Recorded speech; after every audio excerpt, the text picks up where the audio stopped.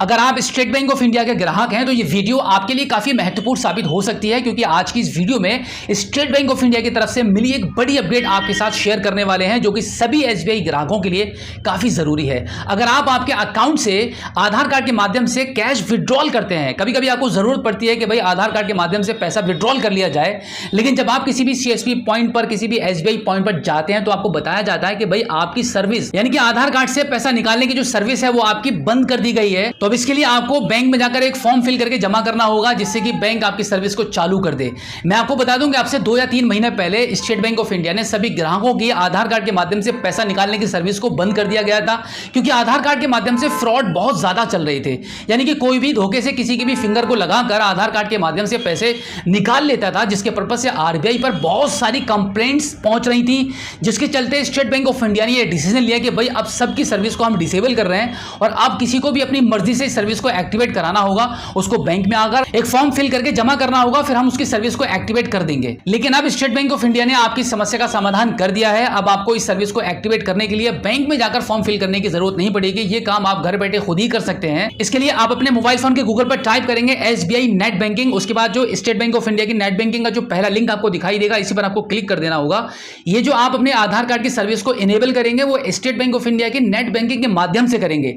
अगर आपके पास अभी तक स्टेट बैंक ऑफ इंडिया की नेट बैंकिंग नहीं है और आप चाहते हैं कि घर बैठे उसको क्रिएट कर पाएं, तो आप हमारे इस वीडियो को कमेंट सेक्शन में लिखकर बताइए, जिससे कि मैं आपको अगली वीडियो में डेफिनेटली इसका पूरा प्रोसेस बताऊंगा कि आप स्टेट बैंक ऑफ इंडिया की नेट बैंकिंग को घर बैठे कैसे क्रिएट कर सकते हैं। मात्र 2 मिनट का समय लगता है। तो अभी हम इस प्रोसेस में आगे बढ़ते हैं। अब यहां पर कंटिन्यू टू लॉगिन करेंगे, उसके बाद अब यहां पर आपका user name, password, captcha code fill करके लॉगिन कर लेंगे। एसबीआई नेट बैंकिंग लॉगिन होने के बाद आप ऊपर की साइड में देखेंगे जहां पे एसबीआई का लोगो बना हुआ है, उसके जस्ट नीचे 3 लाइंस आपको दिखाई देंगे। इस पर आप क्लिक करेंगे तो यहां पर आपको एक ऑप्शन मिलता है ई सर्विसेज का।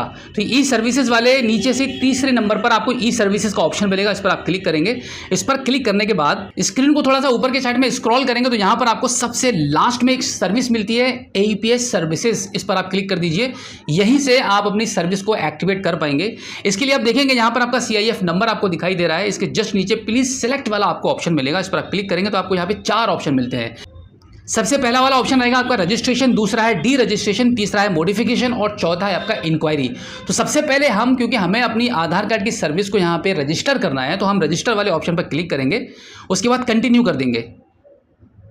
कंटिन्यू करने के बाद अब आपसे बोला जा रहा है कि भाई यहाँ पर आपको आपका आधार कार्ड का नंबर एंटर करना होगा, तो यहाँ पे हम आधार कार्ड के नंबर को एंटर करके सबमिट कर देते हैं। सबमिट करने के बाद अब आप देखेंगे यहाँ पर आपको on us oblique of us flag वाला ऑप्शन मिलता है। इसको आप सिलेक्ट वाले ऑप्शन पर क्लिक करेंगे तो आपको 2 ऑप्शन मिलते हैं, पहला रहेगा ऑन अस और दूसरा है on us end of us.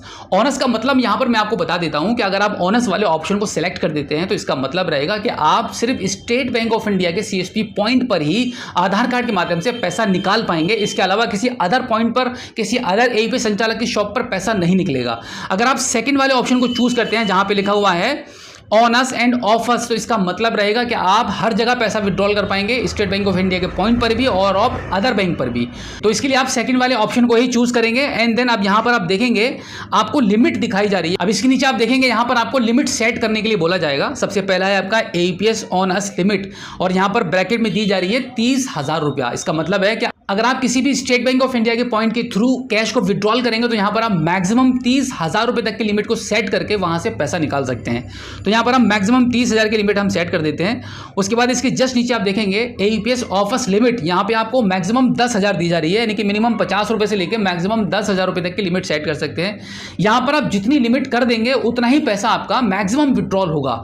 यानी कि हम यहां पर अब 10,000 कर देते हैं। इसका मतलब रहेगा कि आप स्टेट बैंक ऑफ इंडिया के पॉइंट के अलावा किसी भी सीएसपी पॉइंट से, किसी भी एईपी संचालक के यहां पर जाकर पैसा विड्रॉल करेंगे तो यहां पर आपका मैक्सिमम 10,000 ही विड्रॉल होगा।